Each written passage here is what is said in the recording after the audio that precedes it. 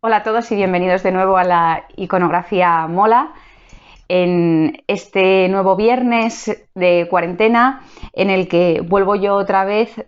tras la intervención del viernes pasado, o del último viernes mejor dicho,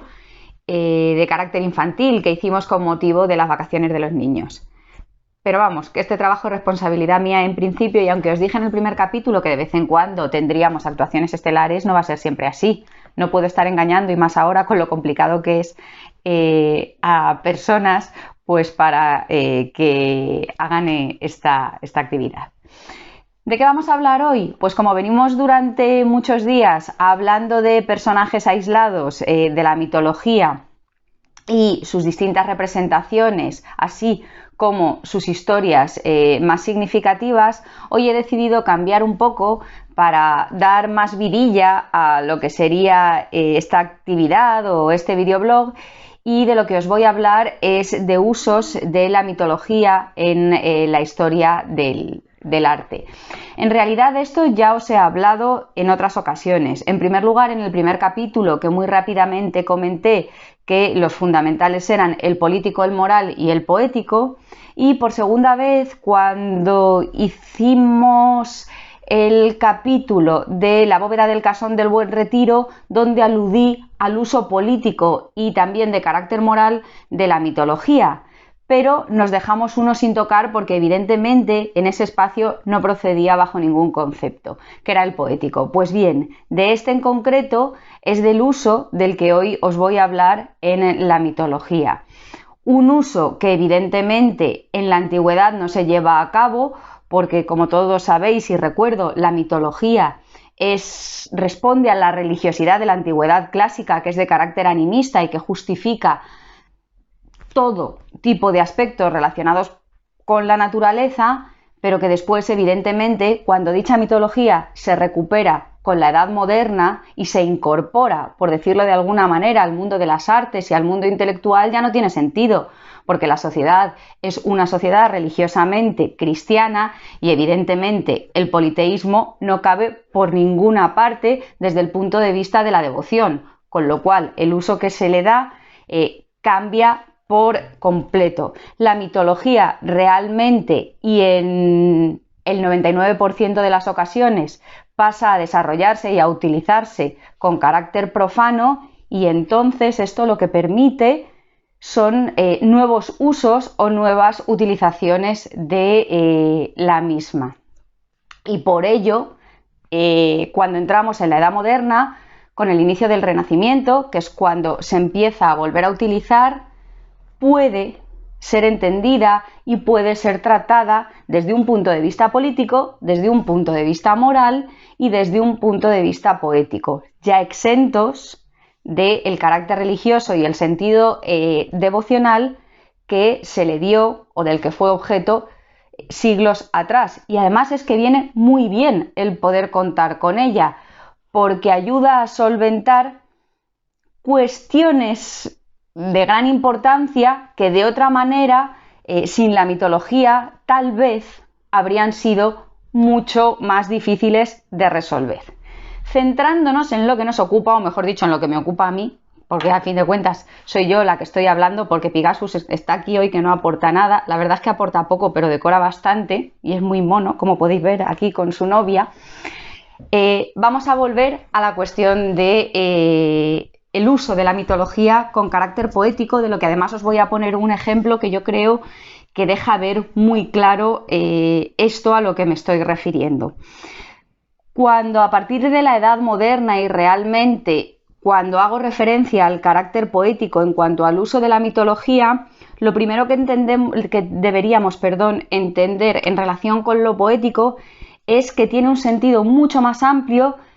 que probablemente el que le damos en la actualidad. Cuando hoy en día nos referimos a algo poético, muchas veces todos tendemos a centrarnos en lo que entendemos por poesía, que es una composición literaria que responde a un género concreto, organizada en estrofas y en versos que riman. Pues bien, en la antigüedad, en la Edad Moderna, evidentemente esto existen las poesías, pero lo poético es algo significativamente más amplio, es algo que realmente a lo que alude, independientemente del campo en el que se utilice y se desarrolle, es al deleite sensorial, es decir, a que disfruten los sentidos, a darnos placer, a darnos gusto. Yo sé que esto puede sonar un poco mal, así dicho de primeras, pero a lo que me estoy refiriendo es a ese disfrute a partir de la literatura, a partir de la escultura, de la pintura, de la música, que uno puede conseguir o puede obtener a partir de un campo o de una temática o de un terreno en concreto. Yo en concreto, evidentemente, me voy a centrar en el mundo de las artes porque en este blog es lo que nos ocupa. Y en relación con las mismas, os voy a hablar del sentido poético, del carácter poético de la mitología. En relación con las artes, el sentido poético de la mitología va directamente destinado al deleite sensorial. ¿Y ese deleite sensorial cómo se alcanza o cómo se consigue? Hombre, pues en esta época, todo hay que decirlo, de una forma aparentemente bastante simple. Una obra hermosa, con una serie de elementos que resulten atractivos, con un colorido espléndido y variado, pero también con elementos poco accesibles, por decirlo de alguna manera, en lo que sería la vida cotidiana. Y uno de ellos, y fundamental, es el desnudo. La cosa ha cambiado mucho con respecto a la antigüedad hoy en día. Antes, ver un desnudo al natural, en directo, aunque uno estuviese casado, resultaba bastante complicado y hoy en día, pues, es el pan nuestro de cada día. Entonces, la posibilidad de la observación de un cuerpo desnudo para un cliente, deleitándose en su belleza, entra dentro de esta concepción de lo poético y además se va a generalizar en cuanto a su desarrollo en el mundo de las artes. En relación con el concepto de lo poético y a su vez con el deleite sensorial, uno de los grandes disfrutes para los sentidos era el desnudo, algo inaccesible, inabarcable para todo el mundo en realidad, porque no se convivía con él de manera natural realmente como lo hacemos hoy en día y por tanto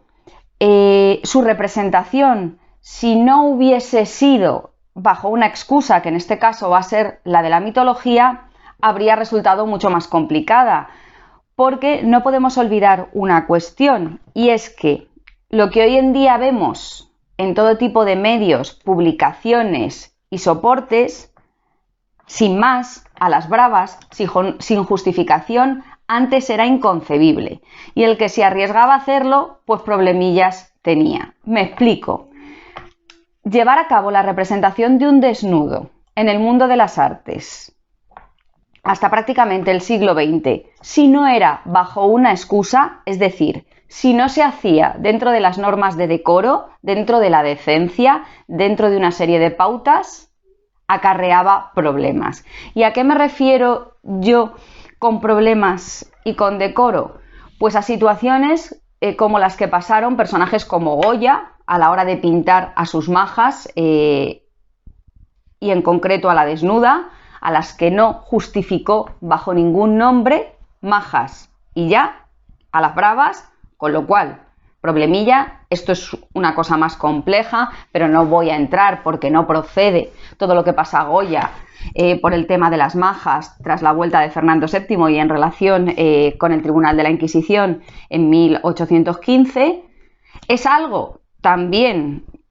que vive Courbet, aunque Courbet la verdad es que le pone, yo creo, desde mi punto de vista personal, siendo un pintor al que admiro mucho, un interés personal en llegar a ello, y Manet, a la hora de pintar a su Olimpia, todavía muy entrado el siglo XIX, sigue teniendo problemas por plantear desnudos femeninos sin excusa ninguna. Entonces, la mitología para esto es perfecta. Es perfecta porque justifica sin ningún problema la representación de la desnudez masculina, todo hay que decirlo en menor medida, como femenina en mucha mayor medida, dentro de una temática, salvando todas las cuestiones de decoro, los problemas de decoro, las normas de decoro. Y esto favorece, por un lado, que a partir de la Edad Moderna, gracias a la mitología y a su recuperación, prolifere muchísimo la pintura de desnudo, porque recuerdo, la religión da muy poco juego para los desnudos, son 3 o 4 temas los que lo permiten, Adán y Eva, Susana y los viejos, y 3 o 4 más.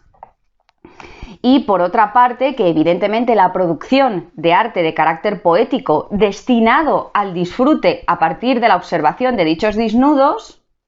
también prolifere significativamente. Muchos os preguntaréis, pero no voy a entrar en este debate porque no tiene ningún sentido. ¿Por qué hay muchos más desnudos femeninos que masculinos? Pues por lo mismo que hace 20 años había muchos anuncios de la tele donde salían muchos desnudos femeninos y ninguno masculino. Esto responde a cómo ha funcionado el mundo. Un mundo de hombres, un mundo dirigido a un público muy concreto que además es el cliente de la obra, que evidentemente en la mayor parte de las veces se deleita visualmente con la observación de un cuerpo femenino. Por tanto, la presencia de estos cuerpos es mucho más abundante. Pero eso no quiere decir que desde el punto de vista temático, en la temática no aparezcan personajes masculinos, sino que es el personaje femenino en la mayor parte de ocasiones la que centra el carácter poético de la obra. Bueno, para que veáis el ejemplo de la importancia de lo poético en el arte, de la importancia de la mitología y por otra parte del desarrollo de obras de carácter poético para un personaje famoso, yo para todo a quien he elegido es a Felipe II y en concreto de Felipe II y en relación con las artes, sus poesías. ¿Por qué? Pues porque estas, aunque también tienen un cierto sentido político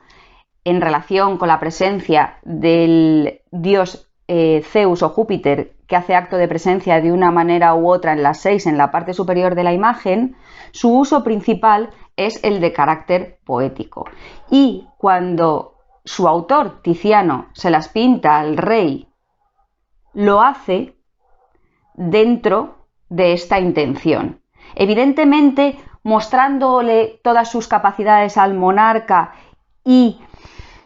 sabiendo dónde tocar para que la obra de alguna manera le llegue mejor, le guste más y le convenza de una forma más significativa,